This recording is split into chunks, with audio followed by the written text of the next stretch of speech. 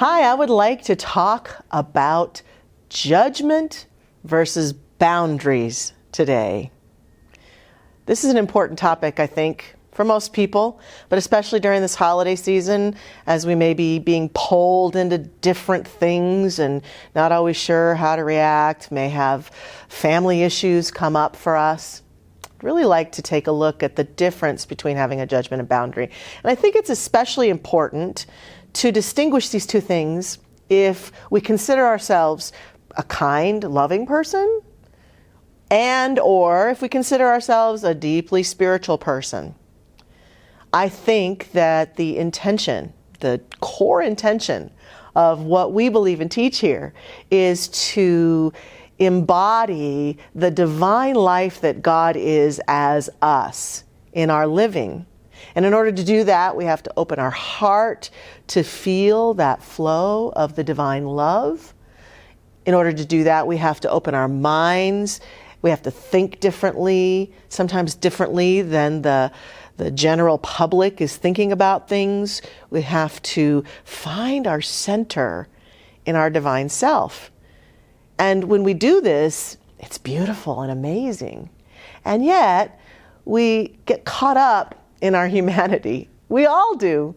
We get caught up in this human experience of what are they doing over there and why are they doing that and why does this horrible stuff happen, and there's violence and there's hatred and there's lying and there's a lack of integrity, whatever that happens, and our human mind gets caught up in that and just thinks about it and thinks about it and thinks about it and gets stuck and can become very judgy, if you will. I think what humanity has done for eons is in our search for God, in our search for that deep experience of the divine, we've gotten caught up in that humanity. And so we've articulated, honestly, I think, spiritual teachings that sing the praises of God while at the same time making an attempt to get us into alignment. Well, if you're a human being and you do this and you live like this, you get to go, especially in the afterlife, to some place called heaven or some other name. Or if you do this or that, then you're going to end up in the bad place, which is commonly known as hell for most of us. And so we get caught up in that from a spiritual standpoint also. And there are books, sacred texts and books, depending on what part of the world you're from, that outline the way one must live to be in good graces with God or to be heading towards the bad place. And so we spend a lot of time and are encouraged to spend a lot of time thinking about, I want to be a good person. I want to be a kind person. I want to be a moral person. I want to be a good practitioner of whatever faith tradition I am a part of. And so we're sort of conditioned to constantly be wondering about the good and the bad in life and to be looking out at ourselves in the mirror and looking out at the people in the world and judging. And we know that in our teaching, to access that divine presence that lives within us and all around, we can't close our hearts down. And this is the challenging thing when it comes to judgment, is that looking out at other people, at other conditions in the world, at other countries, other leaders, and being in that place of judgment, which for me I articulate as making wrong, as deeming to be horrible, bad, unacceptable, it closes my own heart. Kind of like the Grinch. It just closes my heart. It does not allow me to look out into those situations, conditions, and people and look at them with compassion or love because I'm making wrong. And so I literally am closing down my access to my own divine nature and closing down my access to oneness.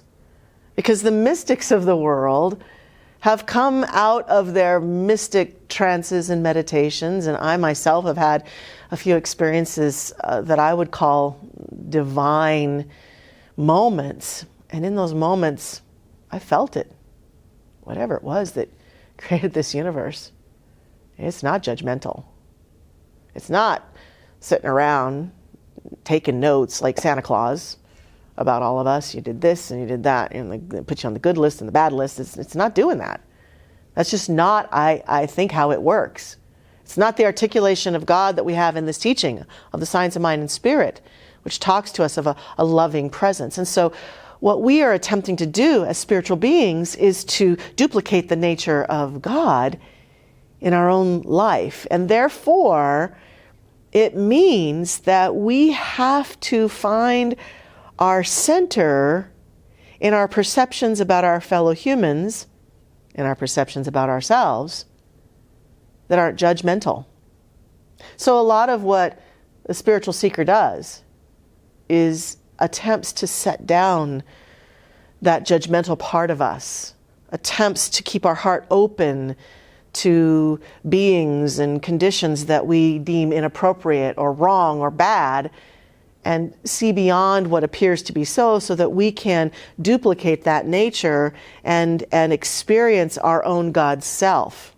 But it's not the easiest thing to do in the world, because what then can happen to kind people, moral people, spiritual people, is that we can get taken advantage of, or we question ourselves when something or someone that doesn't feel right for us or safe for us comes along, and we want to say no to it, or we want to not go there, or we want to disconnect from a person or a situation. We feel guilty because we think we're being judgmental. That's where this notion of boundaries can come into play. Because as a spiritual person, I'm certainly not devoid of boundaries. Boundaries being defined as things, conditions, and people that feel right for my spiritual journey.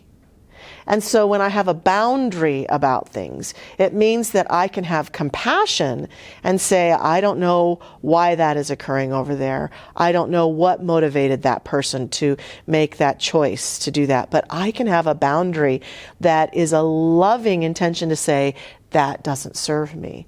That doesn't work for me. I don't feel comfortable there. I don't feel safe. I'm going to take care of myself while not needing to make wrong in the process. Having a boundary allows me to stay centered in myself. A few years ago, I had an experience where I was filing our tax returns, and when I went to go file them online, I got this message immediately that said, you already filed your tax returns for this year. And I was like, no, I haven't. This is my first time doing this. And so I made a few phone calls and discovered that someone had stolen my identity and had my social security number and had filed a tax return on my behalf, and were claiming that they were owed $62,000.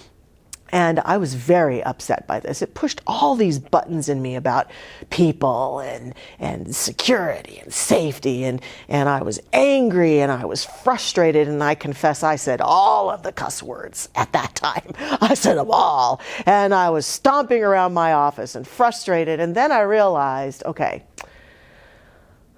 this isn't who I want to be. And I was assuming, of course, that this person had done this on my behalf because they were just selfish and they were trying to take my money. And I didn't even have that much money coming back to me on my tax return. And how did they pull that off? And they wanted the money for horrible things I had imagined. And then this inner voice in me said, okay, I don't need to be judgmental of this person. What if this person has a child is ill and they can't afford to pay the bills, and they're doing what they feel is the only thing they know to do? Would I be as judgy about it if I knew that was going on? I still wouldn't like it. I still could have a boundary, but I didn't have to be so angry.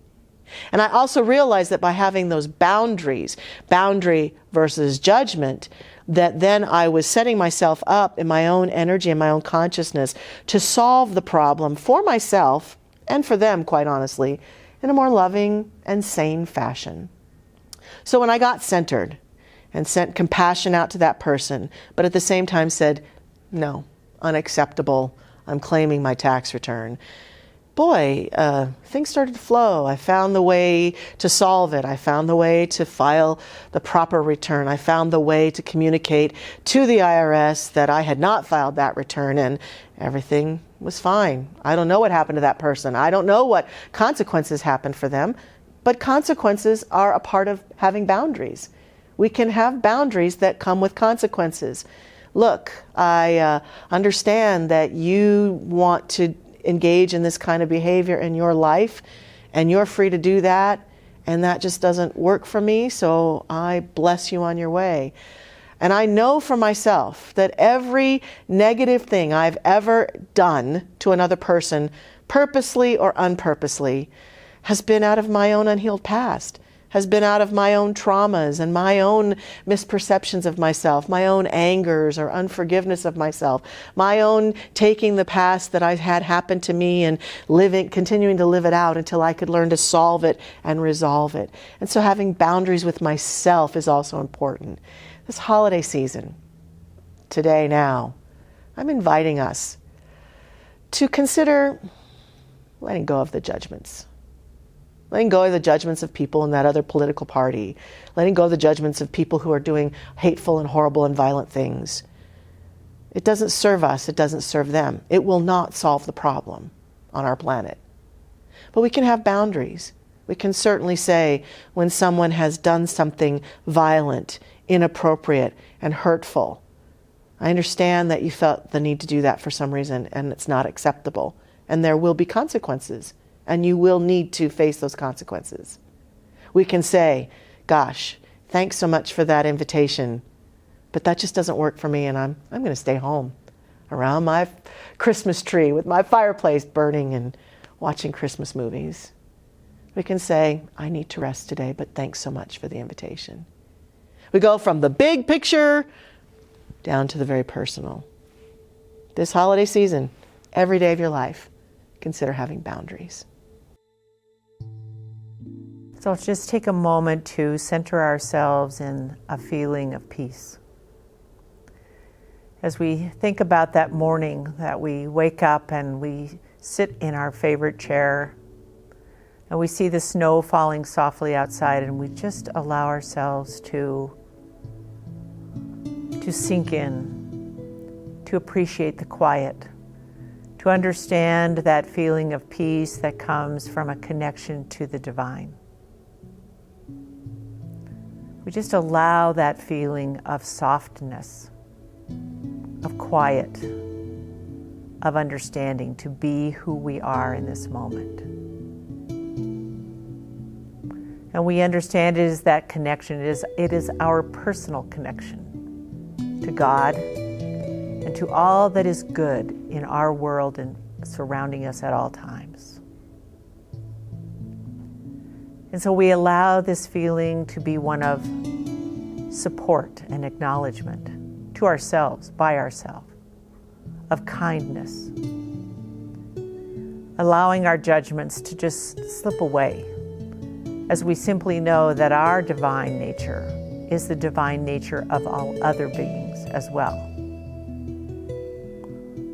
We allow that quiet and that peace to just be what we think and how we feel and what we place into the world for others. We allow any judgments to simply dissolve like the snowflake hitting our nose. Just melts away, and we allow that feeling of kindness, that feeling of love and light to take over our own being, and we send that out to the world. So I accept this prayer today. I give thanks for the opportunity to just be in the quiet, to be in that peaceful place where we know that all is well, where we know that we are loved, and we allow ourselves to love not only ourselves, but each other. And in this spirit of gratitude for today, I release this word to the law, knowing it is manifest and it is done, and so it is.